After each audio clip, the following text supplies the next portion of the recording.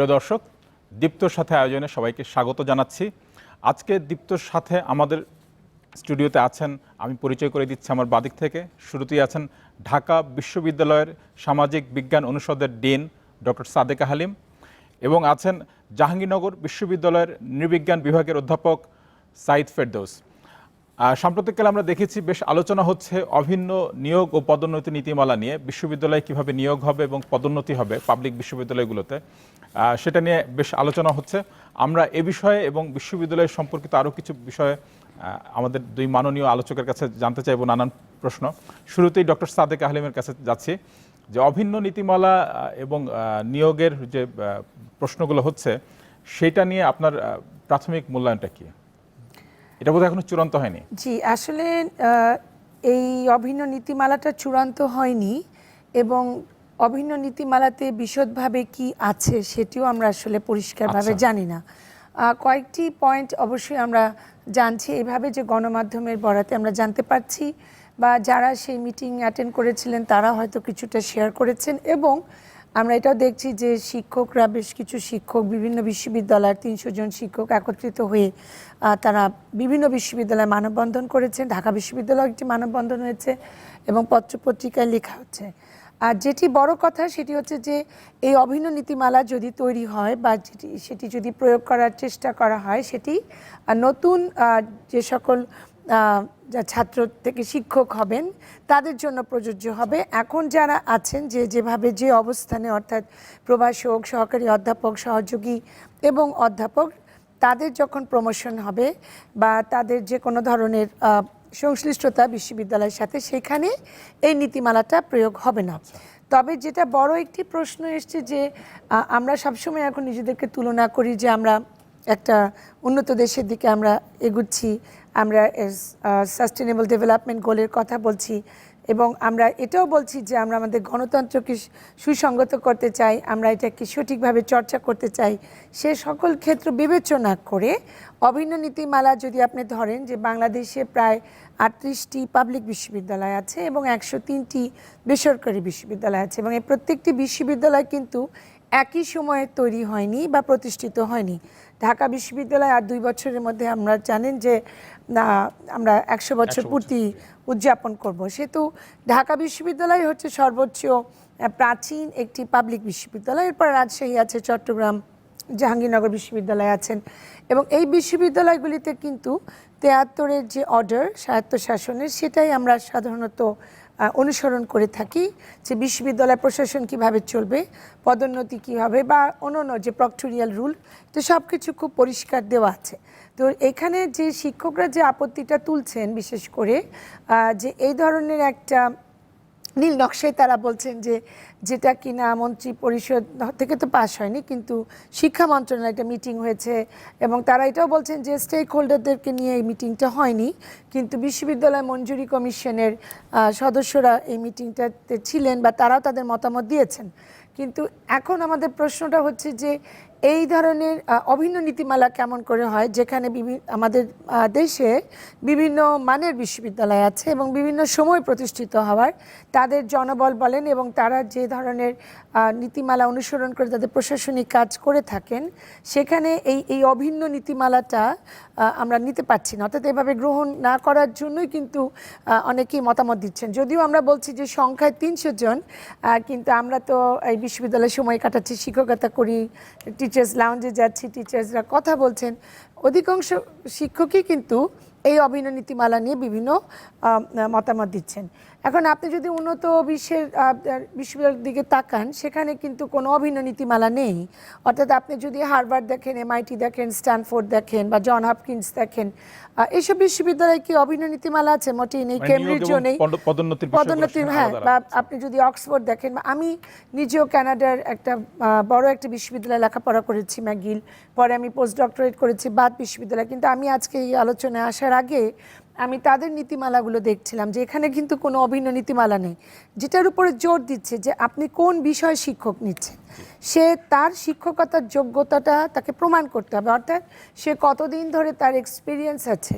আমরা যেটা করছি যে সকল জায়গায়, আসলেও আমি মনে করি যে দৃষ্টি দেওয়া অবশ্যই প্রয়োজন, কারণ আমি 30 বছর ধরে শিক্ষকতা করছি, বাইরে ছিলাম কিছুদিন পড়াশোনা করার জন্য, যে আমাদের রিক্রুটমেন্টগুলো কিন্তু আমরা খুবই ঢিলেঢালাভাবে হয়ে যায়। এটা কারণ হচ্ছে যে আমরা জাস্ট একটা ভাইভা নিয়ে নিচ্ছি, সেই ছেলেটি বা মেয়েটি হয়তো বা মেধা স্কোরে একটু বেশি আছেন, কিন্তু তার কোনো ডেমনস্ট্রেশন ক্লাস হচ্ছে না, তার যে স্কিল, যে ক্লাসে পড়ানোটা কিন্তু একটা বড় বিষয়, ডেলিভারিটা কেমন হচ্ছে, এই জায়গাগুলো আমরা মনে করি যে হ্যাঁ আমাদের রিক্রুটমেন্টের জায়গাগুলো অনেক রিল্যাক্সড। কিন্তু আবার কিছু কিছু জিনিস আছে যেগুলো আমরা নিজেদের মতো করে তৈরি করছি, অর্থাৎ আমাদের স্বায়ত্তশাসন থাকার জন্য।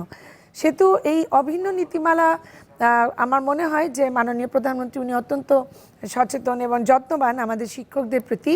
উনি নিশ্চয়ই এটাকে আরও বেশি ওপেন ডায়ালগের সুযোগ দিবেন এবং আমরা আমাদের মতামত দেওয়ার সুযোগ পাবো, এবং এটা কিভাবে আমরা রিভিজিট করতে পারি আমি মনে করি সেখানে আমাদের অনেক কিছুই বলার থাকবে। অনেক ধন্যবাদ ডক্টর সাইদ ফেরদৌস। আপনাকে এবার অনুরোধ করব যে এই যে যেটা কথা ডক্টর সাদেক হালিম বললেন যে ওনারা এখনো ভালো করে জানেন না একটা নীতিমালা যেটা নিয়োগ এবং পদোন্নতি সংক্রান্ত, তো এই পরিস্থিতির উদ্ভূত না নীতিমালাটা তাহলে কারা তৈরি করছেন? মানে শিক্ষকদেরই তো এটা তৈরি করার কথা। সম্ভবত সাদেক আপা প্রায় সবগুলো পয়েন্টই বলে ফেলেছেন, সবগুলো গুরুত্বপূর্ণ জায়গায় কাভার করে ফেলেছেন।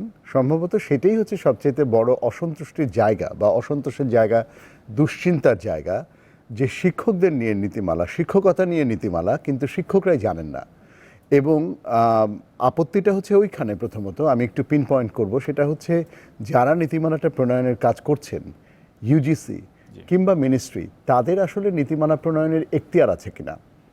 তারা একটা খসড়া প্রস্তুত করতে পারেন, বিশ্ববিদ্যালয়গুলোকে পরামর্শ দিতে পারেন যে এইটা এরকম একটা কিছু আপনারা করতে পারেন। কিন্তু এটা যদি টপ ডাউন অ্যাপ্রোচ থেকে হয়, ওপর থেকে পাশ টাস হয়ে এসে বিশ্ববিদ্যালয়ের শিক্ষকদেরকে এবার মানতে হবে সেটা, তো কী পাস হতে যাচ্ছে, আমার সম্পর্কে কী নিয়মকানুন তৈরি হতে যাচ্ছে, বা আমার পরবর্তী প্রজন্মের শিক্ষকের জন্য আমি সেটা জানতেই পারলাম না, ওটা পাস হয়ে চলে আসলো। এটা তো একটা মানে একটা এই তড়িঘড়ির কেন বা এই লুকোছাপা কেন? সেখান থেকে একটা অস্বস্তি, একটা অবিশ্বাস, সেখান থেকে এক ধরনের সন্দেহ। একই সাথে এই সন্দেহের তীরটা নিজেদেরকেই বিদ্ধ করে, কেননা বিশ্ববিদ্যালয়ের শিক্ষকদের একটা ফেডারেশন আছে, বিশ্ববিদ্যালয় শিক্ষক সমিতি ফেডারেশন। আনফর্চুনেটলি গত অনেক দিন ধরে বিশ্ববিদ্যালয় শিক্ষক সমিতি ফেডারেশনের লোকজনদের বিরুদ্ধে অভিযোগ আছে, বিশেষ করে নেতৃবৃন্দের নামে অভিযোগ আছে যে তারা তাদের ব্যক্তি কিংবা গোষ্ঠী স্বার্থের ব্যাপারে যত আগ্রহী, পুরো বিশ্ববিদ্যালয়ের শিক্ষক সমাজের জন্য তাদের একই রকমের কনসার্ন নেই। থাকলে এই জিনিসটা তলে তলে এত দূর এগিয়ে যাচ্ছে, অথচ তারা এটাকে প্রকাশের দাবিও করছেন না বা এটা নিয়ে কোনো একটা কার্যকর স্টেপস নিচ্ছেন না। এবং সে কারণেই ফেডারেশনকে একপাশে সরিয়ে রেখে এই ফেডারেশন মানে আজাদি ঝুটা হায়ের মতো, এই ফেডারেশন দিয়ে চলবে না, হ্যাঁ, এরকম করে বিভিন্ন বিশ্ববিদ্যালয়ের শিক্ষকরা কিন্তু একটা নতুন ফোরামের নিচে সমবেত হওয়ারও উদ্যোগ নিয়েছেন এবং সেখানেও সদস্য সংখ্যা হাজার হাজার ছাড়িয়ে গেছে। ফলে যেটা সাদেক আপা বলছিলেন যে সংখ্যাটা এখন 300 দেখাচ্ছে কিন্তু মানববন্ধনে, কিন্তু আসলে আপনি যদি কথা বলেন বিশ্ববিদ্যালয়ে 100 জনের মধ্যে অন্তত 95 জন হলেও বলবে যে এইটা কিভাবে হয় না। একটা কর্মসূচিতে 300 জন শিক্ষকের উপস্থিতিটা আমার ধারণা বাংলাদেশে খুব গুরুত্বপূর্ণ। এবং এটা এমন না যে একেবারে ঢাকঢোল পিটিয়ে বিরাট কোনো আয়োজন, ফেসবুকেই ছোটোখাটো অর্গানাইজ করার মধ্যে দিয়ে, এবং যারা আগ্রহ বোধ করেছেন, তাগিদ বোধ করেছেন, তারাই গেছেন। একটা গেল সেটা যে এখতিয়ার ছিল কিনা, টপ ডাউন এবং ফেডারেশনের দুর্বলতা। আরেক দিক থেকে বিশ্ববিদ্যালয়গুলোর যে বাস্তবতার, বাংলাদেশের যে আর্থসামাজিক এবং রাজনৈতিক বাস্তবতা, এবং তার মধ্যে বিশ্ববিদ্যালয়গুলো যেভাবে কাজ করে, বিশ্ববিদ্যালয়গুলোর এইরকম নতুন নীতিমালা বাস্তবায়নের সক্ষমতা আছে কিনা, বিশ্ববিদ্যালয়গুলো যে ধরনের রাজনৈতিক ছাত্র শিক্ষক রাজনীতির যে ডাইমেনশনের মধ্যে কাজ করে, সেইখানে যোগ্য শিক্ষক নিয়োগের, যেখানে নিয়োগ নিয়ে, নিয়োগ বাণিজ্য নিয়ে এত কথা, যেখানে অযোগ্য দলবাজ লোক নিয়োগ নিয়ে এত কথা, সেইখানে এরকম অভিন্ন নিয়োগ নীতিমালা তড়িঘড়ি করে বাইরের থেকে এসে কাজ করবে কিনা, সেটা হচ্ছে আর একটা কনসার্ন। একটা সবচেয়ে বড় কনসার্ন হচ্ছে কিছু বিশ্ববিদ্যালয়ের জন্য তো 73-এর অ্যাক্ট বলে একটা জিনিস ছিল, 4টা বিশ্ববিদ্যালয়ের জন্য 73-এর অ্যাক্ট বলে একটা জিনিস ছিল। নতুন যা কিছুই পরিবর্তনের প্রস্তাবনা আসছে, এবং এটা আসছে একটা টোটাল নিউলিবারাল প্যাকেজের মধ্যে দিয়ে। ধরেন ওয়ার্ল্ড ব্যাংক একসময় পয়সা দিল সরকারকে, সরকার পয়সা নিল, হেকেপ করা হলো, যা কিছুই আসছে, যা কিছুই সেখানে করা হচ্ছে, সেগুলো সবই কিন্তু 73-এর অ্যাক্টের সাথে সাংঘর্ষিক। ওখানে নতুন করে কারিকুলাম পুনর্বিন্যাস করতে বলা হয়েছে, কিন্তু এই কারিকুলাম আপনাকে পুনর্বিন্যাস করতে হবে, ওদিকে কিন্তু 73-এর অ্যাক্টে আপনার একটা এক্সাম অর্ডিন্যান্স রয়ে গেছে। এখন ওইটার সাথে তাহলে সাংঘর্ষিকভাবে করবেন, ওটাকে ডিঙিয়ে আপনি নতুন কিছু করবেন, ওটাকে ভায়োলেট করে করবেন, সেটা একটা। আর যেটা সাদেক আপা বললেন যে অভিন্ন হয় কি করে, ধরুন আপনার কত রকমের বিশ্ববিদ্যালয়, ৭৩-এর অ্যাক্টের বাইরের বিশ্ববিদ্যালয়, ৭৩-এর অ্যাক্টের ভেতরের প্রধান বিশ্ববিদ্যালয় খুব পুরনো এবং বেশি প্রধান বলতে আমি কোনো সুপিরিয়রিটি জায়গা থেকে বলছি না, সংখ্যা, হ্যাঁ, ছাত্র সংখ্যা, শিক্ষক সংখ্যা, 4টা বড় বিশ্ববিদ্যালয়, তা বাদে ৭৩-এর অ্যাক্টের বাইরের সরকারি বিশ্ববিদ্যালয়গুলো যেগুলো এখনও পাবলিক ফান্ডিংয়ে চলছে মূলত, এই বাদে একটা বিরাট অংশের প্রাইভেট বিশ্ববিদ্যালয়। এই এত রকম বিশ্ববিদ্যালয়ের জন্য এখনও বিশ্ববিদ্যালয়গুলো অভিন্ন ভর্তি পরীক্ষায় তৈরি করতে পারেনি, একমত হওয়া যাচ্ছে না, এবং সেখানেও প্র্যাগমেটিক সমস্যা আছে। বা ঢাকা বিশ্ববিদ্যালয়ে নৃবিজ্ঞান পড়ানো হয়, জাহাঙ্গীরনগরের নৃবিজ্ঞান পড়ানো হয়, কিন্তু দুই নৃবিজ্ঞানের জন্য একটা অভিন্ন ভর্তি পরীক্ষা নেওয়ার মতো জায়গায় আমরা এখনও যেতে পারিনি। তাহলে এই এত রকমের ভিন্নতা সমেত কি করে আমরা একটা অভিন্ন মানে নীতিমালা, ইউজিসির ওয়েবসাইটে আবার বলা হচ্ছে যে এই বিশ্ববিদ্যালয়গুলোর যে মানের পার্থক্য সেটা খারাপ এবং সেটাকে দূর করার জন্যই। ঠিক আছে, কিন্তু সেটা উপর থেকে হবে না, সেটা আপনাকে ভেতর থেকে কেস বাই কেস ডিল করতে হবে। কোন বিশ্ববিদ্যালয়ের কোথায় দুর্বলতা, কোন বিশ্ববিদ্যালয়ে কোথায় ঘাটতি, কার জায়গা লাগবে, কার ভবন লাগবে, কার দক্ষ জনশক্তি তৈরি হবে, কার মিডল লেভেলের ভালো শিক্ষক আছে কিন্তু তরুণ শিক্ষকদের অবস্থা ভালো না, কোথায় সিনিয়র শিক্ষকদের ভ্যাকাম তৈরি হচ্ছে, এই প্রত্যেকটা তো আলাদা আলাদা করে আপনাকে কেস বাই কেস দেখতে হবে। তো সেটা তো আসলে দেখা হচ্ছে না। আমার বাস্তবতার নিরিখে যারা এটা নিয়ে কথা বলছেন তাদের মধ্যে কেউ কেউ খুব সুন্দরভাবে বলছেন যে এটা আসলে বাস্তবতা, যে বাস্তবতায় বিশ্ববিদ্যালয়গুলো কাজ করে সেই বাস্তবতায় এটা আসলে কাজ করবে কিনা। কতগুলো জিনিস আমার মনেই হয় যে অবশ্যই নতুন নিয়ম করা দরকার, অবশ্যই বিশ্ববিদ্যালয়গুলোকে মানের একটা সমতা আনা দরকার, অ্যাক্রিডিটেশনের ব্যাপারটা খুবই জরুরি, এগুলো আমরা বুঝি, এগুলো আনতে হবে। কিন্তু এটা তো আপনার ওরকম বাইরে যেমন ট্রাফিক রুল আপনার ওই থাকে যে লেখা থাকে, হ্যাঁ, স্মাইল সিসিটিভি হিয়ার, তার মানে আপনাকে আইনের আওতায় আনার আগে আপনাকে আইন বিষয়ে সম্মুখ সচেতন করতে হবে। আপনি বিশ্ববিদ্যালয়ের শিক্ষককে ঢাল নাই তরোয়াল নেই নিধিরাম সর্দার হিসেবে অ্যাপয়েন্টমেন্ট লেটার দিয়ে দিচ্ছেন, তাকে দক্ষ শিক্ষক হওয়ার জন্য আপনি ইনসেন্টিভ দিচ্ছেন না, তাকে তার জন্য স্কলারশিপের ব্যবস্থা করছেন না, তার জন্য চাকরির শুরুতে বলে দিচ্ছেন না যে তোমার লেকচারারশিপের সময় এতটা লোড যাবে টিচিংয়ে আর এতটা লোড যাবে রিসার্চে, যত তুমি বড় হবে তত তোমার রিসার্চ, যেগুলো বাইরের বিশ্ববিদ্যালয়গুলোতে আছে। অথচ আপনি বলছেন, এবং বিশেষ করে কলা মানবিক এবং সামাজিক বিজ্ঞান অনুষদের শিক্ষকদের জন্য ইন্টারন্যাশনাল জার্নালে, ইন্ডেক্স জার্নালে পাবলিশ করা চারটিখানি কথা না, সেই সময় সাপেক্ষ, তাদের জন্য দক্ষতা তৈরির ব্যাপার একটা, যেটা সায়েন্সের একই রকম দক্ষতা, লিঙ্গুইস্টিক দক্ষতাটা সায়েন্সের লোকের লাগে না কিন্তু আপনার আমার লাগে, এই দক্ষতাটা তৈরি করে দেওয়া হবে না। এগুলোর জন্য ব্যবস্থা, বিশ্ববিদ্যালয়ের শিক্ষকরা তাদের সারা জীবনে একটি গবেষণা কাজ সবচেয়ে মনোযোগ দিয়ে করেন, তাদের পিএইচডি কাজটা। চাইলে ইউজিসি ভাবতে পারতো, চাইলে বিশ্ববিদ্যালয়গুলো ভাবতে পারতো, এখন রটলেজ ইন্ডিয়া আছে, এখন অক্সফোর্ড ইন্ডিয়া আছে, তাদের সাথে বিশ্ববিদ্যালয়গুলো একটা চুক্তিতে যেতে পারতো। প্রতি বছর তার যে তরুণ শিক্ষকরা পিএইচডি শেষ করে ফিরছে তাদের থিসিসগুলোকে সাবসিডাইজ করে পাবলিকেশনের জন্য দিয়ে দিতে পারতো। এটা তো একটা বড় ইনসেন্টিভ। আপনি তাকে সুযোগ দেন গ্রো করার, তারপরে সে যদি গ্রো না করে তখন আপনি তার জন্যে শাস্তির খাড়া দেন, তখন আপনি বলেন যে আপনি পাবলিশ না করলে আপনার তো প্রমোশন হবে না। আপনি তাকে পাবলিকেশনের সুযোগ দেননি, আপনি তাকে রিসার্চ অ্যালোকেশন দেননি প্রপার, যেটুকু রিসার্চ অ্যালোকেশন দেওয়া হয় মাঝে মাঝে সেই রিসার্চ অ্যালোকেশন দিয়ে কিছুই হয় না, অথচ আপনি তার বেলায় এসে কড়া নিয়ম তৈরি করছেন। আশঙ্কাটা এখানে। নিয়ম তৈরি করেন, খুব ভালো, আমরা চাই বিশ্ববিদ্যালয়কে অ্যাক্রিডিটেশনের আওতায় আনেন, শিক্ষকদেরকে জবাবদিহিতার আওতায় আনেন। আমি যখন চাকরি শুরু করেছিলাম 2850 টাকা স্কেল ছিল, এখন আমি তার 20 গুণ স্কেলে বেতন পাই। সুতরাং আমার জবাবদিহিতা করতে আমি বাধ্য, পাবলিকের পয়সায় আমি চলি, আমি রাষ্ট্রের কাছে জবাবদিহিতা করতে বাধ্য। কিন্তু আমাকে গ্রো করার সুযোগ আপনি দিয়েছেন। আমরা যারা শিক্ষক হতে চেয়েছি মনে প্রাণে, তারা শিক্ষক হয়েছি, এটাকে বলে ওই সেলফ সেটেল, আমরা নিজেদেরকে এখানে থিতু করেছি।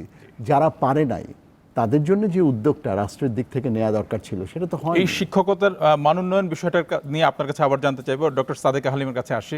এই যে অভিন্ন নিয়োগ যখন বলা হচ্ছে বা পদোন্নতির অভিন্ন নীতিমালার কথা বলা হচ্ছে, এই অভিন্ন নিয়োগটা কিভাবে হতে পারে, কিংবা মানে তাদের ভাবনাতে আসলে কি আছে? অভিন্ন নিয়োগ কারা তখন দেবেন? যখন নিয়োগ ঢাকা বিশ্ববিদ্যালয় বা সিলেট শাহজালাল বিশ্ববিদ্যালয় দেবে না, তখন কারা দেবেন?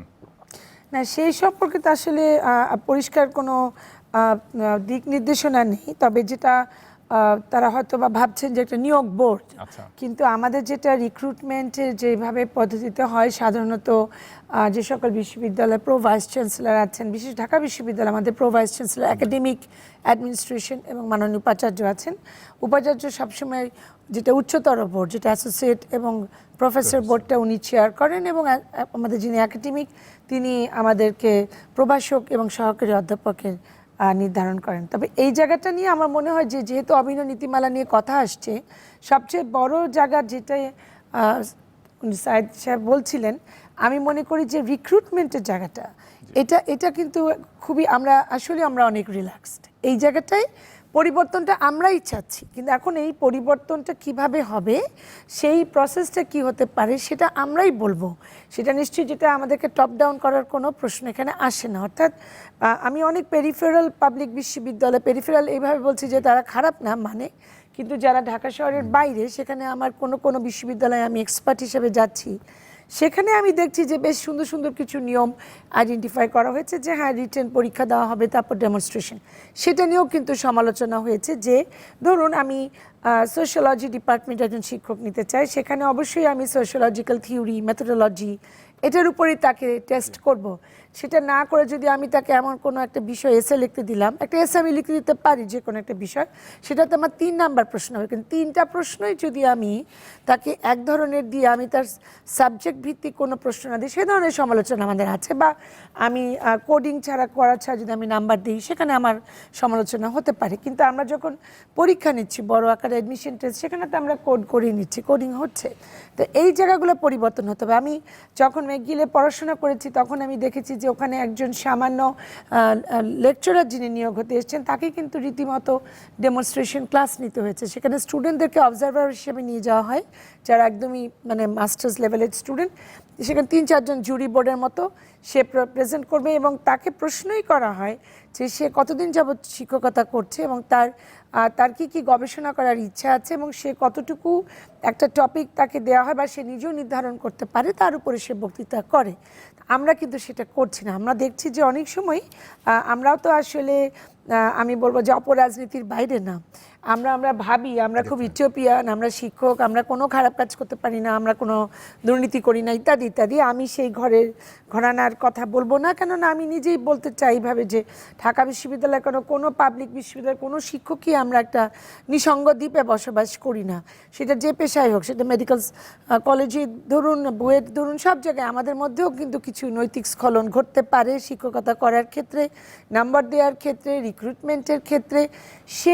সেগুলি এত বেশি কথাবার্তা হয় এবং গণমাধ্যমে লেখা হয়। আমার কাছে মনে হয়েছে যখন আমি অভিন্ন নীতিমালাটা যখন আসছে, তখন আমার মনে হয়েছে যে অনেক উঁচু পর্যায়ে নীতি নির্ধারকরা মনে করছেন যে আমরা যদি ইন্টারফেয়ার করি তাহলে সব ঠিক হবে, কিন্তু যারা মনে করছেন তারা বিশ্ববিদ্যালয়টাকে বিশ্ববিদ্যালয় হিসেবে ভাবছে না। বিশ্ববিদ্যালয়টা হচ্ছে যে সেখানে তো আমরা সব কিছু তৈরি করবো, অর্থাৎ আমাদের স্টেক হোল্ডারদেরকে এখানে আমাদের অংশীদারিত্ব থাকতে হবে। এবং এই যেটা আমি বলতে চাচ্ছিলাম যে রিক্রুটমেন্টের জায়গায় আমরা অনেক সময় ম্যাট্রিকুলেশন ইন্টারমিডিয়েটের নাম্বারটা দেখছি, যেখানে আমরা কিন্তু আবার বলছি ভর্তি করার সময় যে সোশ্যাল সায়েন্সে 7 থাকতে হবে ন্যূনতম, সায়েন্সে 8 থাকতে হবে। তো কোনো স্টুডেন্ট যদি 9-এর মানে তার সমগ্র বিশ্ববিদ্যালয়ের জীবনে সে যদি খুব ভালো রেজাল্টও করে, ধরেন ফার্স্ট ক্লাস ফার্স্ট, সে কেমব্রিজ থেকে পিএইচডি করে আসলে, তাকে আমি বললাম যে না, আপনি তো ম্যাট্রিক আর ইন্টারমিডিয়েটে কম ছিলেন, সেই জন্য আমি আপনাকে পাবলিক বিশ্ববিদ্যালয়ের শিক্ষকতা করতে দিব না। এটা তো হতে পারে না। আমরা ম্যাট্রিক ইন্টারমিডিয়েট নিয়ে এত বেশি আজকাল কনসার্ন, কিন্তু আমি দেখতে পারি, যেমন আমি নিজেকে দিয়ে বলি যে আমি ম্যাট্রিক ইন্টারমিডিয়েটে এমন কোনো ভালো রেজাল্ট করি নাই, আমি দুটোতেই ফার্স্ট ডিভিশন ছিলাম, কিন্তু আমি স্ট্যান্ড করি নাই। তাই বলি কি আমি শিক্ষক হইনি? আমি তো শিক্ষক হয়েছি, কারণ আমার পরের রেজাল্ট খুব ভালো, আমি কমনওয়েলথ স্কলার 3 বার। তো সেটা আমার যখন নিয়োগ বোর্ডে গেছি, তখন তারা সেটা বিবেচনা করেছে। তখন তো আমাদেরকে এরকম নাম্বার দিয়ে সীমাবদ্ধতা নিয়ে আসা হয়নি। আমলাতান্ত্রিক একটা পদ্ধতি দেখা চলবে না, সেটাই। এখন ওনারা যেভাবে এসিআর লেখেন, যে মানে বিনয়ের সাথে বলছি যে মানুষ কাঠামো থেকে আসলে অভিন্ন নীতিমালার জন্ম হয়েছে, সেটা মোটেই শিক্ষক বান্ধব নয়। এবং এটা বিশ্ববিদ্যালয় দেখে জাতির পিতা আমাদেরকে 73 অর্ডার দিয়েছিলেন, এবং সেটা উনি বলেছেন যে আমরা আসলে এটাকে সম্মান করতে পারবো কিনা, এটাকে আমরা সঠিকভাবে চর্চা করতে পারবো কিনা, সেখানে আমাদের প্রচুর সীমাবদ্ধতা আছে। সেখানে অবশ্যই আমাদের বসা উচিত, এবং আমাদের অনেক বেশি আমি মনে করি ডায়ালগ হওয়া উচিত প্রশাসনের সাথে। ইউনিভার্সিটি গ্রান্টস কমিশনের যারা আছেন তারাও কিন্তু শিক্ষক, তারা সবাই শিক্ষক, এখন তাদের মধ্যে কেউ কেউ যদি ওই ধরনের মানসিকতা পোষণ করেন, সেটা কিন্তু শিক্ষকদের পরিপন্থী হয়ে যাবে। সে কারণেই আমাদের যে বিশ্ববিদ্যালয়গুলো তৈরি হয়েছে, যে আমরা স্টুডেন্টদেরকে আমরা তাদের যে চিন্তা চেতনা আছে সেটাকে বিকশিত হওয়ার একটা পথ আমরা তৈরি করব। তাকে আমরা ডিবেট করতে শিখাবো, নাটক করতে শিখাবো, নাচ করতে শিখাবো, আবৃত্তি করতে শিখবো, সে ধর্মনিরপেক্ষ হবে, সে একটা অসাম্প্রদায়িক বাংলাদেশ তৈরি করবে, তো ইত্যাদি ইত্যাদি যখন আমি বলছি, আর যখন আমি পয়েন্ট দিয়ে দিয়ে তাকে বেঁধে ফেলছি, তখন তার শিক্ষাটা আসলে কেমন হবে সেটা আসলে প্রশ্ন করার জায়গা। অনেক ধন্যবাদ। আমরা আলোচনা আবার ফিরবো। প্রিয় দর্শক, নিশ্চিত ছোট্ট একটা বিরতি, সঙ্গে থাকুন।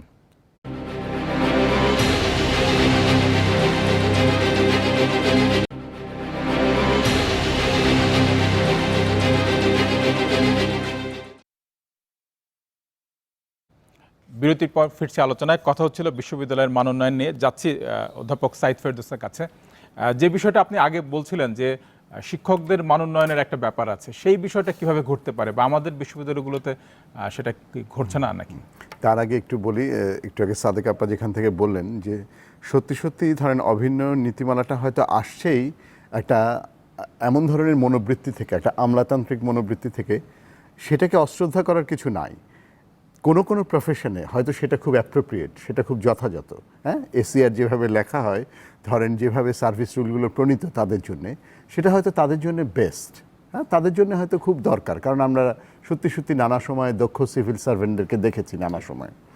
মুশকিলটা হচ্ছে শিক্ষকতার জন্য সেই ক্রাইটেরিয়া প্রয়োজন না, এটাও যেমন প্রয়োজন না। একই সাথে সে কারণে শিক্ষকরা যখন নিজেদের সাথে আমাদের চাকরির সুযোগ সুবিধা, চাকরির শর্ত এগুলো নিয়ে তুলনা করেন, আমার মনে হয় সবসময় এই তুলনাটা ঠিক সহি রাস্তায় আগায় ওটা। মানে আমার তো আমি যে চাকরিটা করি, আমি যে কাজটা করি, এটার একটা বিশেষ ধরন আছে, এবং এটার বিশেষ ধরন আমাকে কতগুলো জায়গায় লিবার্টি দিতে হবে। লিবার্টি মানে স্বেচ্ছাচারিতা না, হ্যাঁ, আমার একটা নিজের ভেতর থেকেই, ব্যবস্থার ভেতর থেকে, বিশ্ববিদ্যালয়ের ভেতর থেকেই একটা জবাবদিহিতার ব্যবস্থা তৈরি করতে হবে। হ্যাঁ, এই কথা সত্য যে আমরা নানা সময় শুনেছি যে বিশ্ববিদ্যালয়ের শিক্ষকরা স্বায়ত্তশাসনের অপব্যবহার করেছেন। আমরা নানা সময় শুনেছি যে শিক্ষা ছুটির নিয়ে যেটুকু সার্ভিস দিয়ে আবার ফিরে যাওয়ার কথা, সেগুলো এখন আস্তে আস্তে উঠে যাচ্ছে। ভালো কি মন্দ এটা আমরা জানি না। ভোটের রাজনীতি আছে, শিক্ষকদের নানা কিছু আছে, ফলে সেগুলোর দিকে তাকিয়ে অনেক সময় হয়তো অধিকতর যুক্তিযুক্ত প্রতিষ্ঠানের জন্য হয়তো সত্যিকার অর্থে যে নিয়মটা খুব জরুরি, কিন্তু ওই নিয়মটা হয়তো আনপপুলার, ভোটের দিকে তাকিয়ে হয়তো ওই নিয়মটাকে তুলে দেওয়া হচ্ছে। হ্যাঁ, ধরেন এগুলো আছে পদোন্নতির ক্ষেত্রে। আপনার আগে আমরা যখন জয়েন করেছিলাম তখন শুনেছিলাম যে সারা জীবনে একবার আপগ্রেডেশন নেওয়া যায়। ঠিক আছে, আপগ্রেডেশন হচ্ছে আপনি লেকচারার হিসেবে ঢুকবেন, আপনার যদি ডিউ টাইমে আপনার ডিপার্টমেন্টে যদি পদ থাকে, সেই পদটা যদি বিজ্ঞাপিত না হয় একটা নির্দিষ্ট সময় পরে, তখন আপনি আপনার এই পদটাকেই উন্নীত করতে চাইতে পারেন। এখন যেটা হয়েছে যে জীবনের যে কোনো পর্যায়ে আপনি চাইলে আপগ্রেডেশন নিতে পারেন, এবং যতবার খুশি ততবার আপগ্রেডেশন নিতে পারেন। তার মানে 3বার, এখন পর্যন্ত প্রমোশনের ফেজ হচ্ছে 3টা। তো এইগুলো একভাবে বলতে গেলে ভেবে দেখতে হবে, এই কথাগুলো আনপপুলার হবে। এটা বলা মাত্রই আমিও সমালোচনার মধ্যে পড়বো আমার কমিউনিটির ভেতরেও, কিন্তু এটা সত্য যে এইগুলো আসলে সত্যিকার অর্থেই প্রতিষ্ঠানের শিক্ষা ছুটির পরে। আপনার দেশ গরিব দেশ, আপনার এক সময় ছিল, এখন হয়তো আমাদের দেশ গরিব দেশ থেকে বেরিয়ে আসছে, সক্ষমতা বেড়েছে, কিন্তু তারপরে এটা একটা ম্যাটার। আপনাকে পৃথিবীর কয়টা দেশে শিক্ষা ছুটি এই পরিমাণ উইথ পেমেন্ট দেওয়া হয়, বেতন সহ শিক্ষা ছুটি দেওয়া হয়। বেতন সহ শিক্ষা ছুটি নিয়েছেন আপনি, আপনার নিজের এনরিচমেন্ট করেছেন, এবং সেটা বিশ্ববিদ্যালয় অবশ্যই কাজে লাগবে। বিশ্ববিদ্যালয়ে তো একটা প্রত্যাশা আছে, আপনাকে আমস্টারডামে কিংবা লন্ডনে কিংবা শিকাগোতে পড়তে পাঠিয়েছে, আপনি ফিরে এসে আপনার অর্জনটাকে বিশ্ববিদ্যালয়ে আবার ফেরত দেবেন, আপনার ছাত্রছাত্রীদের কাছে পৌঁছে দেবেন। বিশ্ববিদ্যালয় ঋদ্ধ হবে আপনার কাছে, আপনি নিজে ঋদ্ধ হয়ে এসেছেন, আপনার অভিজ্ঞতা, আপনার জ্ঞান, আপনার পরের প্রজন্ম, আপনার প্রতিষ্ঠান সেখান থেকে উপকৃত হবে। এখন যেটা আস্তে আস্তে নিয়মটা হতে যাচ্ছে, যেদিকে যাচ্ছে, সেটা হচ্ছে যে শিক্ষকরা বলছেন যে আমি যখন বাইরে পড়তে গেছি সেটাও তো আমার সার্ভিসেরই অংশ, আমি তো পড়ালেখাই করেছি, আমি তো অন্য কাজ করিনি, এবং পড়ালেখা করে যখন আসবো সেটাকে কেন অ্যাক্টিভ সার্ভিস কাউন্ট করা হবে না? হ্যাঁ, আগে বলা হতো যে এটা তো লিভই, ফলে এটাকে অ্যাক্টিভ সার্ভিস কাউন্ট করা হতো না। ফলে এখানে একটা তর্ক আছে যে কোনটা ভালো কোনটা মন্দ, আসলেই কি পুরোটাকে অ্যাক্টিভ সার্ভিস কাউন্ট করা উচিত কিনা। এখন একটা বিরাট অংশের মত হচ্ছে যে না, এটা তো তরুণ শিক্ষকদের জন্য একটা বাধা। আর একটা বাধার জায়গা আছে যে শিক্ষকরা 5 বছর বাইরে ছুটি কাটিয়ে আসলেন, শিক্ষা ছুটি, নিয়মটা ছিল যে এখানে 5 বছর তাকে সার্ভিস দিতে হবে, যদি 5 বছর তিনি সার্ভিস না দেন, তাহলে এই সার্ভিসের সমতুল্য যে বেতন তিনি এই সময় ড্র করেছেন সেটা তিনি কম্পেনসেট করবেন। এখন দাবি উঠছে যে না, এটার কি প্রয়োজন? এই সব করতে গেলে ধরুন আমি 28 বছর বয়সে পিএইচডি করতে গেছি, 33 বছর বয়সে ফিরে এসেছি, 33-34 বছর, এখানে যদি আমাকে 5 বছর সার্ভিস দিতে হয় তাহলে আমার বয়স হয়ে যাবে 38-39। আমি তখন পোস্টডকের স্কলারশিপ পাওয়ার জন্য আস্তে আস্তে আমার জন্য কঠিন হয়ে যাবে। পিএইচডি শেষ করার পরপরই সাধারণত পোস্টডকের স্কলারশিপ পাওয়া যায়। ফলে তাদের দাবিটা হচ্ছে যে এইটাকে একসাথে করে দেওয়া হোক, 7 বছরের ছুটি রিল্যাক্স করে দেওয়া হোক, যে যখন যেভাবে 7 বছরের ছুটি নিতে চায়। ভাবতে হবে প্রতিষ্ঠান কেন আগে ওই নিয়মটা করেছিল, তার কি কি সুবিধা ছিল। বুঝতে পারছি আমরা যে এর যেমন নেতিবাচক, আমি কিন্তু বিশ্ববিদ্যালয়ের ক্ষমতা কাঠামোর মধ্যেও নেই, আমি কোনো প্রশাসনিক পদেও নেই, আমি কোনো বড় দলের রাজনীতিও করি না, সহজে বলতে পারছি। হ্যাঁ, আমি কোনো বড় দলের রাজনীতি, ভোটের রাজনীতির মধ্যেও নেই তেমনভাবে। হ্যাঁ, তো সেই কারণে আমি যেটা মনে করি, আমার মনে হয় যে নিয়ম বদলানোর আগে 5 বার ভাবা উচিত এই নিয়মটা কি প্রতিষ্ঠানের জন্য কাজের হয়, আমার জন্য কাজের হবে, এই নিয়মটা আমার পোস্টডক করতে যাওয়ার জন্য সুবিধা তৈরি করবে। আগে ছিল আমি যখন ছুটিতে যাব তখন আমার পরিবার পরিজন, তখন আমি বাড়ি ভাড়া পাবো না। এরপরে শুরু হলো পরিবার পরিজন থাকতে হবে, থাকলে বাড়ি ভাড়া পাওয়া যাবে, নানা রকমের সুযোগ সুবিধা। এই অভিযোগগুলো এসছে নানা সময় যে শিক্ষকরা আইন কানুনগুলোকে প্রতিষ্ঠানের দিকে না তাকিয়ে নিজেদের ব্যক্তি কিংবা গোষ্ঠীর স্বার্থের দিকে তাকিয়ে আইন কানুনগুলোকে দুমড়ে মুচড়ে ফেলেছেন, আইন কানুনগুলোকে নিজেদের উপযোগী করে ব্যবহার করেছেন। ফলে এখন কিন্তু শিক্ষকদেরও সময় নিজেদেরকে প্রমাণ করবার। কি প্রমাণ করবার? তারা যথেষ্ট বেতন পাচ্ছেন। তারা কেন কেউ বলেন না যে বেতন বেড়েছে ঠিক, কিন্তু রিসার্চের অ্যালোকেশন বাড়ে নাই? তারা কেন সরকারের কাছে, সরকারেরও সক্ষমতা বেড়েছে, কেন পাবলিক বিশ্ববিদ্যালয়ের শিক্ষকরা কিংবা যে কোনো বিশ্ববিদ্যালয়ের শিক্ষকরা কেন দাবি করেন না যে ইউজিসি রিসার্চের অ্যালোকেশন বাড়ায় না? কেন রিসার্চের অ্যালোকেশন? এই দারিদ্র্যের সংস্কৃতির মধ্যে আমাদের বাস করতে হবে যে বছরে আপনি 20,000, 25,000, 30,000 কিংবা 60-70 হাজার টাকা পাবেন, যা দিয়ে একটা মানসম্মত রিসার্চ আসলে করা যায় না আপনি যদি মন দিয়ে রিসার্চটা করতে চান। তো বিশ্ববিদ্যালয়ের শিক্ষকরা কিন্তু রিসার্চের অ্যালোকেশন বাড়ানোর কথা অনেক জোর দিয়ে বলে না। তারা কিন্তু এই বাড়ি ভাড়া, শিক্ষা ছুটি এগুলো নিয়ে অনেক বেশি কথা বলে। গাড়ি কেনা, আমলার সাথে তুলনা, ওখানে আমার আপত্তি। কারণ আমলার চাকরির প্যাটার্নটাই হচ্ছে যে তার একটা, হ্যাঁ, কিংবা সেনাবাহিনীতে যিনি কাজ করে তার একটা বাটলার লাগে। আমাকে তো 10টা বাটলার সাধলেও আমি নেব না, কারণ আমি এই মাইন্ডসেট নিয়ে শিক্ষকতা আসেনি যে আমার জুতোটা পরিষ্কার করে দেওয়ার জন্য আরেকটা লোক লাগবে। বিশ্ববিদ্যালয়ের শিক্ষকদের এখন ভাবার ব্যাপার যে তারা শিক্ষকতাকে কিভাবে দেখবেন। শিক্ষকতা থেকে আমাদের রুটি রুচি আসে, সেটা যেমন সত্য, কিন্তু শিক্ষকতা তো একভাবে বলতে গেলে জীবনযাপনের দৃষ্টিভঙ্গি, জগৎকে দেখার দৃষ্টিভঙ্গিও বটে শিক্ষকতা। অবশ্যই তাদের সুযোগ সুবিধা দেখতে হবে। অবশ্যই আমি যখন 5,000 টাকা পেতাম, 2850 টাকাতে ঢুকেছিলাম, 3200 টাকা বেসিক ছিল, 5,000 টাকা যখন পেতাম, ঢাকা শহরে বাড়ি ভাড়া নিয়ে থাকা আমার জন্য কঠিন ছিল। সেই অবস্থায় আমরা ফিরে যেতে চাই না। এখন বেতন বেড়েছে, এর প্রতিটা পয়সা জবাবদিহি, এই প্রতিটা পয়সাকে হালাল করার দায়িত্ব আমাদেরই প্রমাণ করতে হবে যে আমরা যে টাকাটা সরকারের কাছ থেকে নিচ্ছি সেই টাকাটা আবার সেই পরিমাণ সার্ভিস আমরা ফেরত দিচ্ছি। ফলে আইন কানুন আমার অসুবিধা হলেই আমি তার বিরুদ্ধে কথা বলবো। আমি আবারও সকল পক্ষকে ভাবতে হবে যে শিক্ষা ছুটির ব্যাপার, এই আপনার ব্যাপার, আপনার অ্যাক্টিভ সার্ভিস হিসেবে কাউন্ট করার ব্যাপার, এইগুলো পুনর্বার ভেবে দেখা প্রয়োজন। তবে অবশ্যই এটা মনে রাখতে হবে যে সত্যি সত্যি শিক্ষকতার যেন কোনোভাবেই এটা না হয় যে শিক্ষকদেরকে হীনতর মনোবৃত্তি নিয়ে চাকরি করতে হয়, পাশাপাশি অন্য প্রফেশনের তুলনায়, হ্যাঁ, ক্যারিয়ার সার্ভিসের তুলনায় শিক্ষকতাকে একটা সাজুজ্যতা থাকা, একটা সাজুজ্য। একই বাজারে তো বাজার করছি, একই বাজারে ঝিঙা কিনতে যাচ্ছি, মাছ কিনতে যাচ্ছি, তো সেখানে তো আসলে এই একটা ডিসপ্যারিটি থাকাটা, বড় কোনো ডিসপ্যারিটি থাকাটা ঠিক হবে না। ফলে শিক্ষকদের ওই দাবিটা ঠিক আছে, কিন্তু একই সাথে শিক্ষকদের দিক থেকে জোর দাবি হওয়া উচিত যে রিসার্চের অ্যালোকেশন বাড়ুক। রিসার্চের অ্যালোকেশন বাড়ার আগে, যেটার কথা আপনি বলছেন যে বিষয়ে শিক্ষকদের খুব সরব দাবি পাওয়া যায় না, অথচ আপনার যখনই নীতিমালার কথা আসবে, যখনই প্রমোশনের কথা আসবে, তখনই কিন্তু আপনার পাবলিকেশন কাউন্ট হয়, তখনই আপনার রিসার্চের সক্ষমতা কাউন্ট হয়। তো সেই রিসার্চের সক্ষমতা বাড়ানোর জন্য অনুকূল পরিবেশ বিশ্ববিদ্যালয় তৈরি করে দেয়নি, রাষ্ট্র তৈরি করে দেয়নি। আমাদের বোধহয় সেগুলো নিয়ে আরো অধিকতর মনোযোগ দেওয়া দরকার। এই বিষয়ে আরেকটু বিস্তারিত শুনতে চাইবো। ডক্টর সাদেক আহমেদের কাছে আসছি। যে নিয়োগের ব্যাপারে আরেকটা কথা বলি, যে কথাটা আপনি বলছেন কিংবা অধ্যাপক সাইদ ফেরদৌস বললেন যে নিয়োগের শুরুতেই তাদের দেখা হয় তারা কিভাবে, তাদের পরিকল্পনাটা কি, ডেমনস্ট্রেশন দেখা হচ্ছে, অন্যদের পরামর্শ নেওয়া হচ্ছে। কিন্তু বাংলাদেশে শিক্ষকদের নিয়োগের বেলায় ছাত্রদের ভূমিকা প্রায় নেই, কিংবা শিক্ষকদের মূল্যায়ন, এইটা কি শিক্ষকদের মান একসময় স্থবির করে দেয় না, কিংবা তাদের গবেষণা বা অন্যান্য জানার আগ্রহে? আমরা প্রায় শুনি যে শিক্ষকরা অনেক পুরনো জ্ঞান কিংবা পুরনো বইপত্রের কথাই বলেন, নতুন আগ্রহ তাদের তেমন দেখা যায় না। এটাও কি বিশ্ববিদ্যালয়ের এই অধ্যাপক পরিবেশে? সাইদ একটা সুন্দর কথা বলেছেন যে উনি প্রশাসনিক কাঠামোর মধ্যে নেই। আমি অবশ্যই এক প্রশাসনিক কাঠামোর মধ্যে আছি এবং আমি নির্বাচিত ডিন। তবে কথা কিছু বলাই প্রয়োজন, হয়তো কিছু অপ্রিয় সত্য কথাই বলা হবে। আর সেটা হচ্ছে যে অভিন্ন নীতিমালার মধ্যে আমি একটা জায়গায় খুব খুঁজছিলাম যে আমি কার জন্য অভিন্ন নীতিমালা যদি করিও, মানে সেটা বলার জন্য বলছি, কার জন্য আমরা বিশ্ববিদ্যালয়গুলো করি, কার জন্য? ছাত্রদের জন্য। এখানে কিন্তু ছাত্রদের ভূমিকা সম্পর্কে কোনো কথা নেই। আমরা যখনই উচ্চশিক্ষা গ্রহণ করতে যাই এবং যখন কেউ কেউ আমরা পড়ানোরও সুযোগ পাই বা টিচিং অ্যাসিস্ট্যান্ট হয়েও কাজ করি, সেখানেও কিন্তু আমার ইভ্যালুয়েশন হয়েছে যে আমি ক্লাসে পাঠদান করতে পারছি কিনা, আমি যে খাতাগুলো দেখেছি সেই খাতাগুলো আমি সঠিকভাবে মূল্যায়ন করতে পেরেছি কিনা ইত্যাদি। অর্থাৎ এবং আমি যে ক্লাস মেটেরিয়ালস দিচ্ছি সেটা কতটুকু সময় উপযোগী, যুগোপযোগী কিনা, অর্থাৎ আমি পুরনো কোনো মেটেরিয়াল দিচ্ছি কিনা, এই জিনিসগুলি কিন্তু সকল বিশ্ববিদ্যালয়ে খুব চেক করা হয়। আমি বাংলাদেশ থেকে সার্ক বিশ্ববিদ্যালয়ের সমাজবিজ্ঞান বিভাগের এক্সপার্ট হিসেবে কাজ করছি। আমি দিল্লিতে গিয়েছিলাম সম্প্রতি এবং সেখানে সোশ্যোলজি বোর্ডে যখন সিলেকশনে বসেছি তখন আমি একটি ক্যান্ডিডেটও পাইনি পিএইচডি ছাড়া।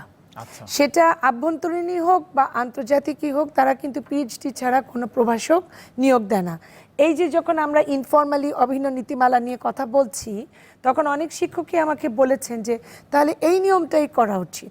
এই যে আমরা পিএইচডি বিহীন ছেলে মেয়ে নিয়ে আসছি শিক্ষকতা করতে, যে ছেলেটি গতকাল এমএ পাস করেছে, পরের দিন তাকে আমি বলছি তুমি শিক্ষক, তুমি ক্লাসরুমে যাও, 200 ছেলে মেয়ের সামনে তুমি দাঁড়িয়ে যাও। তো 2 দিন আগে সে চা খেয়েছে তার সাথে। এখন এই যে একটা ট্রেনিংয়ের ব্যাপার, ওরিয়েন্টেশনের ব্যাপার, তার যে একটা এক্সপিরিয়েন্সের ব্যাপার, সেটা কিন্তু নেই। সে কারণে কিন্তু আমি কিন্তু বারবার একটা জায়গায় খুব বিশেষ করে হ্যামার করছি, সেটা হচ্ছে রিক্রুটমেন্ট। দ্বিতীয়ত হচ্ছে যে আমাদের কোনো ইভ্যালুয়েশন হয় না। ইভ্যালুয়েশন আমরা যদি কোনো কিছু শিক্ষক যদি চাইও, এখানে আমি সাধারণীকরণ করব না, কিন্তু মেজরিটি শিক্ষক বলবে না আমি ইভ্যালুয়েশন চাই না।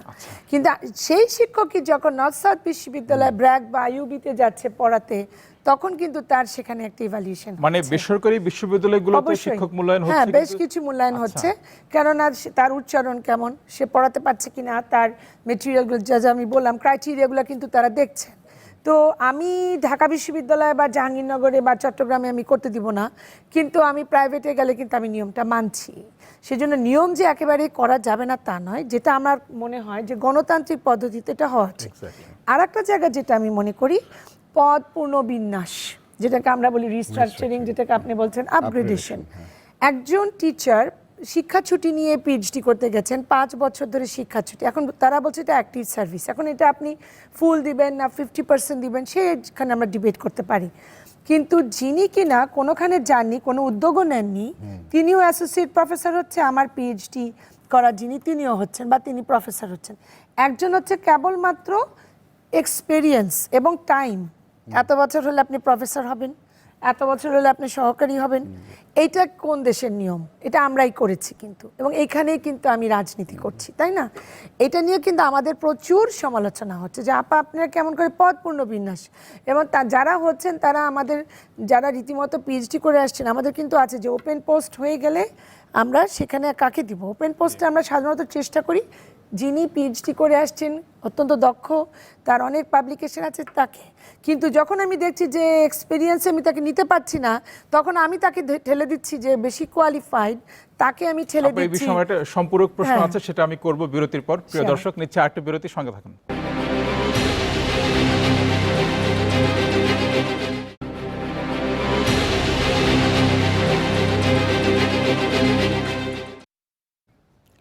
বিরতির পর ফিরছে আবারও। কথা হচ্ছিল অভিন্ন নিয়োগ ও পদোন্নতি নীতিমালা নিয়ে।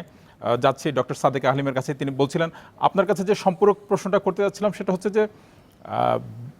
যে স্কলারশিপ নিয়ে বাইরে পিএইচডি করতে যাওয়া, সেটা তো আসলে বিশ্ববিদ্যালয়ের শিক্ষকদের জন্য বেশ সীমিত, এই সুযোগটা সকলেই পান না। ফলে যারা পাচ্ছেন না তারা এবং যারা পাচ্ছেন তাদের মধ্যে কি একটা বৈষম্য হয় কিনা, এটা একটা ব্যাপার। আর অন্য দিক থেকে বাংলাদেশের প্রেক্ষিতে তো বিশ্ববিদ্যালয়গুলো প্রধানত গবেষণা কেন্দ্রিক না, প্রধানত এটা পাঠদান কেন্দ্রিক। ফলে যিনি অনেক বছর ধরে পাঠদান করছেন এবং তার একটা অভিজ্ঞতা এই পাঠদানে তৈরি হয়েছে, তার তো পদোন্নতি পাওয়াটা স্বাভাবিক হতে পারে। আমরা এই বিষয়ে কৌতূহলটা ছিল। না, আসলে কিন্তু বিশ্ববিদ্যালয়গুলো এভাবে তৈরি হয়নি যে শুধু পাঠদান করা হবে। আপনি একটা জরিপ হয়েছে ঢাকা বিশ্ববিদ্যালয়ের উপরে, আমি দেখছিলাম যে 80-র দশক পর্যন্ত কিন্তু ঢাকা বিশ্ববিদ্যালয়ে অনেক বেশি গবেষণা হয়েছে। আচ্ছা, এর পরবর্তী থেকে কিন্তু গবেষণা হচ্ছে না। যদিও ঢাকা বিশ্ববিদ্যালয়ে আমি ধরি 59টি গবেষণা কেন্দ্র আছে, উচ্চতর সামাজিক বিজ্ঞান গবেষণা কেন্দ্রের দায়িত্বে আমি আছি। তো সেখানে আপনি যদি এখন জিজ্ঞাসা করেন আপা কী হয়, আমরা সেমিনার করি, আমরা জার্নাল বের করি, আমরা গবেষণা ঠিক সেভাবে হয় না, কারণ এখানে কোনো ফান্ড নেই। যেটা অধ্যাপক সাইদ বারবার বলার চেষ্টা করেছেন যে গবেষণার ফান্ড আমাদেরকে দিতে হবে। দেখুন ঢাকা বিশ্ববিদ্যালয় কেন, অনেক বিশ্ববিদ্যালয়ে অনেক কম্পিটেন্ট শিক্ষক আছেন, তারা কিন্তু প্রচুর সহযোগী গবেষক হিসাবে ইউএনডিপি বলেন, ইউএসএআইডি বলেন, মন্ত্রণালয়ের সাথে কাজ করেন। সেটা কিন্তু তাদের খুব পার্সোনাল কাজ হচ্ছে। পার্সোনালি তারা অনেক খ্যাতিমান ইকোনমিক্স, সোশিওলজিস্ট, ডেভেলপমেন্ট প্র্যাকটিশনার হচ্ছে ইত্যাদি। কিন্তু সেটা আসলে আমার ক্লাসরুমে কিভাবে কন্ট্রিবিউট করছে, সেটা তো আপনি যদি সেই গবেষণাটাই ইউএনডিপি যদি বলে যে না আমার 3টা সোশিওলজি 2টা economics, so you make a panel through the faculty, সেখানে এসে যদি আপনি ফান্ডটা দিয়ে দেন তাহলে ফান্ডটা ডিসবার্সডও হচ্ছে, গবেষণাটার মধ্যে ছাত্ররাও সম্পৃক্ত হচ্ছে, বিভিন্ন শিক্ষক হচ্ছে। এটা কিন্তু আর ব্যক্তিগত পর্যায়ে না থেকে এটা কালেকটিভ একটা প্রাতিষ্ঠানিকভাবে আসছে। কেন আমরা বাংলাদেশে সেই নিয়মটা করতে পারিনি? আমরা যখন বাইরে পড়তে গেছি, আমি নিজেও কিন্তু আমার প্রফেসরের সাথে কাজ করেছি যিনি বিদেশি একটা ফান্ড এনে কাজ করেছেন। নিজেরা পিএইচডি করতে যে ধরনের অভিজ্ঞতা এসে দেশে আপনারা আরেকটা বিষয় বলছি যে আপনি বৈষম্যের কথা বলেছেন, কিন্তু এখানে আমি বর্তমান সরকারকে অবশ্যই অভিনন্দন জানাবো, কেননা আমাদের জাতির পিতার নামে একটি বঙ্গবন্ধু স্কলারশিপ দেওয়া হচ্ছে এবং যেটি পিএইচডি মাস্টার্স করার জন্য দেওয়া হচ্ছে, এবং যেটুকু ফান্ড আসছে আমরা প্রপার ইউটিলাইজেশন হচ্ছে প্রত্যেকটি পাবলিক বিশ্ববিদ্যালয় যারা পাচ্ছে। এখন এটার জন্য তো আপনাকে ন্যূনতম ক্রাইটেরিয়া আছে, আপনাকে একটা আইএলটিএস দিয়ে পাস করতে হবে, একটা অ্যাডমিশন আপনাকে দেখাতে হবে উইথ দ্য প্রপোজাল। সেইটা যদি আপনি আমাকে না দেখাতে পারেন তা আমি কেমন করে আপনাকে স্কলারশিপের জন্য নমিনেট করবো? কারণ সে তো একটা ইউরোপে যাচ্ছে, কেউ কেউ অস্ট্রেলিয়াতে গেছে, কেউ নর্থ আমেরিকাতেও চলে গেছে। তো সেইখানে আমি কিন্তু এখন মনে করি না যে স্কলারশিপ পাওয়া যাচ্ছে না, এটা আর বলা যাবে না, কেননা মাননীয় প্রধানমন্ত্রী নিজে কিন্তু উনি কমিটেড যে এই জায়গাগুলোতে উনি দিচ্ছেন। তা আমার কথা হচ্ছে যে আমাকে তো সেটা ইউটিলাইজ করতে হবে। আমি যেটা মনে করি যে আমরা কেন জানি খোলাখুলি কথা বলছি না, আমরা ডায়ালগ করছি না, আমরা সিদ্ধান্ত সেটা নিতেই পারে শিক্ষা মন্ত্রণালয়, কিন্তু যারা শিক্ষক, যারা লম্বা সময় ধরে কাজ করছেন, যারা বাইরে পড়াশোনা করে আসছেন, যাদের অভিজ্ঞতা আছে, তাদেরকে নিয়ে আপনারা বসুন, তারা বসে আপনারা ব্রেইন স্টর্মিং করেন 3 মাস 6 মাস, then you come up with rules and regulation. সেখানে আমার মনে হয় না যে শিক্ষকরা সেটাকে বলবে যে এটা একেবারে একটা অবাস্তব। এবং আমি এটাও মনে করি যে মাননীয় প্রধানমন্ত্রীর কাছে এটা যাবে ইমপ্লিমেন্টেশনের জন্য, কিন্তু ওনাকে যদি পরিষ্কার করে বোঝানো যায়, অবশ্যই সেটা আপা বুঝবেন যে আমাদের কোন কোন জায়গায় আসলে আমরা আপত্তিটা দিচ্ছি, সেই আপত্তির জায়গাগুলোকে নিয়ে সেটাকে আমরা বস্তুনিষ্ঠভাবে আমি মনে করি দেখার প্রয়োজন। এবং শিক্ষকদের সাথে সাথে ছাত্রদেরও কিন্তু এখানে একটা ক্ষমতায়নের জায়গা আছে। অনেক সময় এখন ডাকসু যেটা তারা বলে রেজাল্ট ঠিকমতো বের করতে হবে, আপা অনেক শিক্ষক রাগ করে যায় যে কেন ওরা বলবে আমাদের রেজাল্ট বের করতে হবে, এত হস্তক্ষেপ প্রয়োজন নেই। ডাকসু আসলে তার টিওর কি সেটাও আমরা এখনো পরিষ্কার না, কিন্তু রেজাল্ট তো আসলে ঠিকমতো বের করতে হবে। কিন্তু আমরা যখন এই বাইরে পড়াচ্ছি, ভিতরে পড়াচ্ছি, এবং আমরা তো উপেক্ষা করতে পারবো না যে আমি বাজার অর্থনীতির মধ্যে আমার শিক্ষকদেরও চাহিদা আছে, তাদের আপনার বেতন বাড়তে পারে, কিন্তু অন্যান্য সুযোগ সুবিধা তো আমাদের নাই।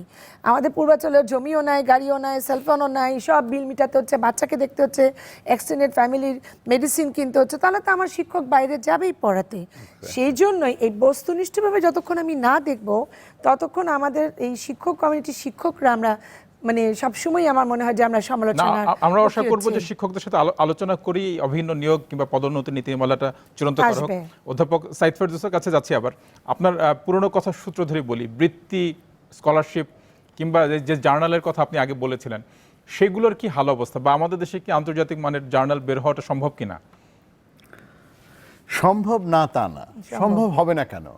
আমরাই তো বেশিরভাগ, আমরা যারা পৃথিবীর নানা দেশে পড়াশোনা করে এসেছি, সেখানে তো আর আমরা পড়াশোনা ছাড়া ডিগ্রিটা পাইনি, আমরা একটা যোগ্যতা সমেত, তাই না, কারো দাক্ষিণ্যে কিছু পাইনি, ওটা তো আমরা আমাদের যোগ্যতা দিয়ে অর্জন করেছি। কিন্তু বিশ্ববিদ্যালয়ের ভেতরে এবং পুরো দেশে এমন একটা আমি আপনারই এখানে কোনো একটা টক শোতে এর আগে বলেছিলাম, বাংলাদেশে বিশ্ববিদ্যালয়কে নন সিরিয়াসলি নেয়ার একটা অ্যাটিচিউড ছেলেপেলে এসে বলতে থাকে যে বাবা মা তো বলছিল যে ম্যাট্রিক ইন্টারমিডিয়েটের পরে পড়াশোনাটা শেষ আর কি, ইউনিভার্সিটিতে গেলে বেশ একটা লিবার্টি পড়াশোনা করতে হবে না। সমাজের মধ্যে বিশ্ববিদ্যালয়কে নিয়ে একটা নন সিরিয়াস অ্যাটিচিউড আছে এবং বিশ্ববিদ্যালয়ে সকলে তরুণরা এসে মনে করে যে বেশ একটা হেসে খেলে দিন কাটানোরই জায়গা এটা। এখান থেকে যে হায়ার লার্নিংয়ের ব্যাপার আছে, হ্যাঁ, মুক্ত পরিবেশে তার একটা হায়ার লার্নিংয়ের ব্যাপার আছে, এটা এখন নাই। সত্যিকার অর্থে এ বাদে বিশ্ববিদ্যালয়গুলোতে দলবাজ রাজনীতি, মানে এক ধরনের গোষ্ঠী স্বার্থের রাজনীতি আর কি, বড় অর্থে রাজনীতি না বরং সংকীর্ণ অর্থে রাজনীতি, হ্যাঁ, পদবীর রাজনীতি, নানা রকমের জিনিস ঢুকে যাওয়াতে যেটা হয়েছে যে এই যোগ্যতাগুলো ব্যবহার করা হচ্ছে না। ধরুন ডিপার্টমেন্টে একটা জার্নাল আছে, সেই জার্নালে কারো লেখা যদি পিয়ার রিভিউড জার্নালই আছে কিন্তু, এবং আমরা সেগুলো অ্যানোনিমিটি রক্ষা করছি, হ্যাঁ, নাম না জানিয়ে রিভিউয়ারের কাছে পাঠাচ্ছি, কিন্তু রিভিউয়ার যখন রিজেক্ট করে দিচ্ছে দেখা গেল ডিপার্টমেন্টের কোনো একজন গুরুত্বপূর্ণ শিক্ষকের লেখা হয়তো বাদ হয়ে যাচ্ছে, তখন সেটা নিয়ে অনেক টেনশন তৈরি হয়ে যাচ্ছে কলিগদের মধ্যে এবং ওই লেখা আবার ফিরিয়ে আনার একটা ব্যবস্থা করা হচ্ছে। এইভাবে করলে তো আর আসলে কিছু, এভাবেই চলছে বাংলাদেশের পুরো একাডেমিক পরিসরের কালচারটা পুরোটাই প্রায় বিভাগ থেকে জার্নালটাকে আলাদা করার কোনো উপায় নেই যে বিভাগ, আচ্ছা বিভাগের বাইরে ফ্যাকাল্টিতে আছে, অ্যান্ড ফ্যাকাল্টিতে যে জার্নাল জাহাঙ্গীরনগরের ফ্যাকাল্টিতে সায়েন্স আমাদের প্রত্যেকেরই ফ্যাকাল্টিতে একটা জার্নাল, ফ্যাকাল্টিতে জার্নাল, হ্যাঁ, আবার ডিপার্টমেন্টেও বের করে। এক্স্যাক্টলি, সেখানে আমরা কিন্তু এখন আলোচনায় চলে আসছে যে না, এখন ফ্যাকাল্টিতেই শুধু জার্নালটা থাকবে। আচ্ছা, ডিপার্টমেন্টগুলো করলে হয় কি যে একেবারেই নিজের মধ্যে তারা তাদের মতো করে একেবারে হ্যাঁ, আমার মনে হয় এগুলো আসলে ভেবে দেখা দরকার, কারণ আইএসবিএন নাম্বার জোগাড় করা কোনো আইএসএস এর নাম্বার জোগাড় করা কোনো কঠিন কাজ না। যখন তখন না, তো সমস্যাটা হচ্ছে তাহলে জার্নালের মান রক্ষা করতে হবে, জার্নালের সার্কুলেশন আছে কিনা। বিশ্ববিদ্যালয় এখন চাইলেই পারে জার্নালগুলো তাহলে পাবলিশ করার ক্ষেত্রে বড় প্রেসের সাথে যোগাযোগ করুক। বাংলাদেশের বড় প্রেস হতে পারে, বাংলাদেশের বড় প্রেস হতে পারে, বাংলাদেশের বাইরের বড় প্রেস হতে পারে, সার্কুলেশনের ব্যবস্থা।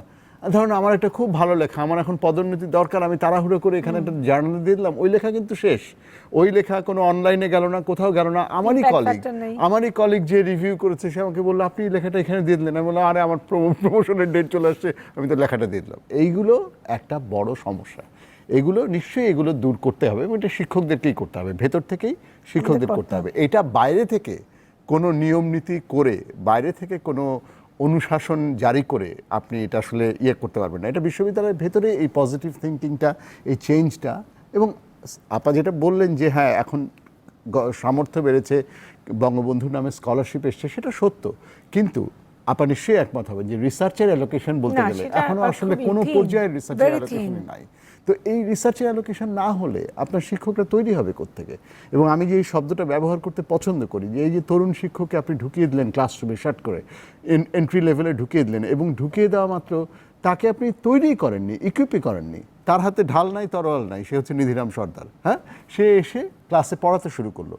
শিক্ষক কিভাবে হয়ে উঠতে হয়, আমাদের সম্বল কি, আমরা জীবনে কোন কোন ভালো শিক্ষককে দেখেছি ওইটা মনে রেখে আমরা শিক্ষকতা করি। ক্লাস যখন নেই আমাকে আমার ছাত্ররা বলে, কিংবা আমি আমার শিক্ষকদেরকে বলেছি যে ক্লাস যখন নেই আপনার ক্লাসের কথা, আপনার অমুক কোর্সের ক্লাসটার কথা মনে রাখি, হুইচ ইজ ট্রু, কিন্তু সেটা তো রাস্তা না।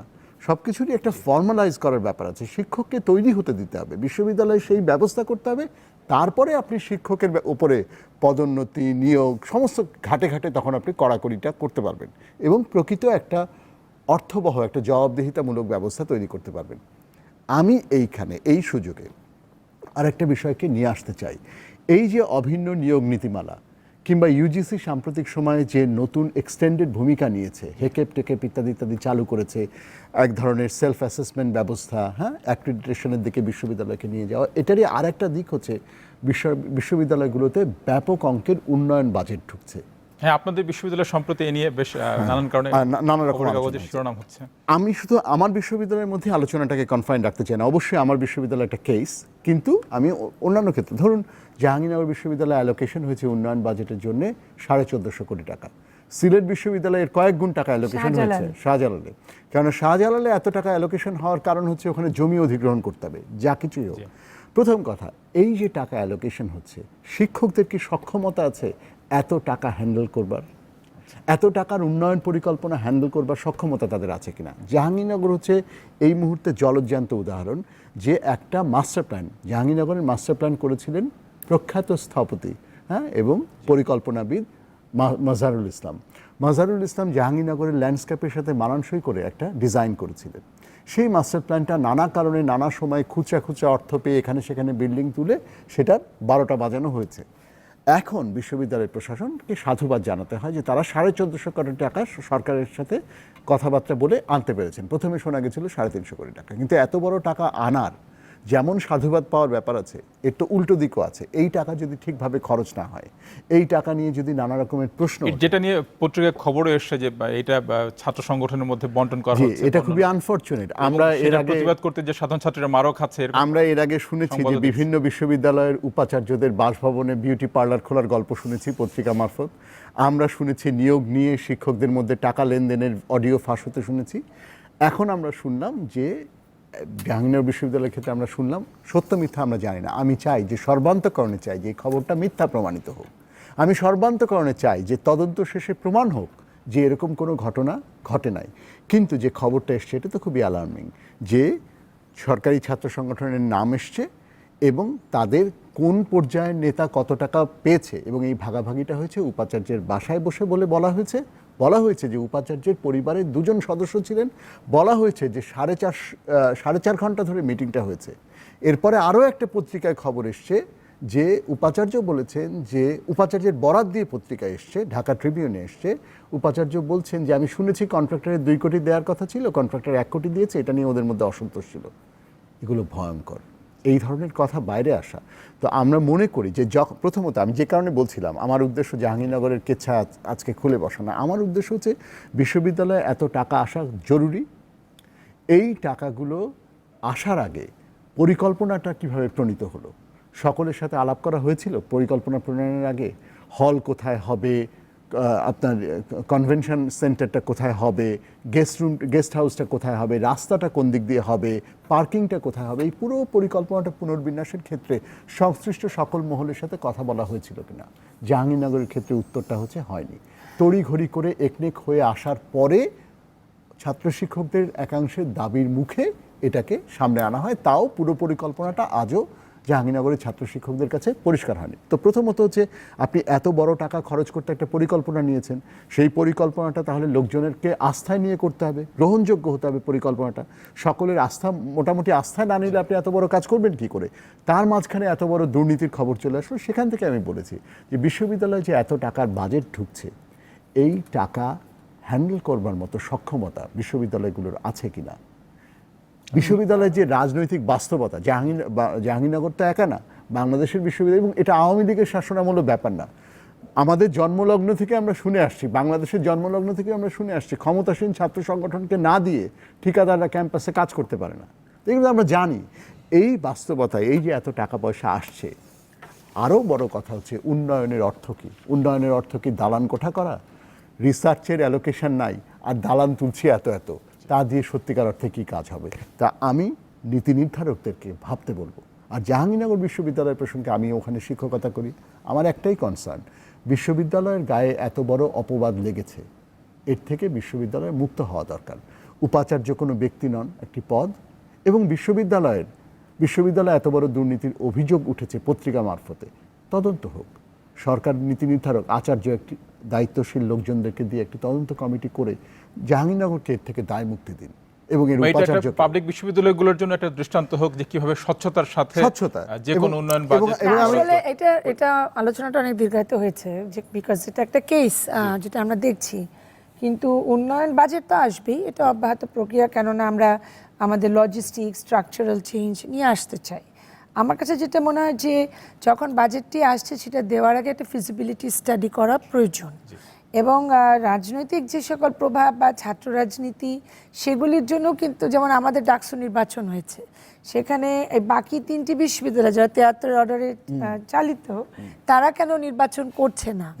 এই জায়গাগুলোতে আমার মনে হয় যে আমাদের যারা নীতি নির্ধারক উপরে বসে আছেন, তাদের এই জায়গাগুলো দেখা প্রয়োজন। এবং সেখানেই স্বচ্ছতার জবাবদিহিতার জায়গাটা আমার মনে হয় পরিষ্কার হবে। কিন্তু এটাও ঠিক যে দালান কোঠা বানিয়ে তো আর আমি আমার বিশ্ববিদ্যালয়কে একেবারে, হ্যাঁ, শিক্ষাটা আমার মুখ্য ভূমিকা পালন করবে। যে সকল এক্সিস্টিং বিল্ডিং, সেটাকে আমরা উপর দিকে নিতে পারি। আমি কেন গাছই কাটতে যাব? আমি কেন তো বাগান তছনছ করব?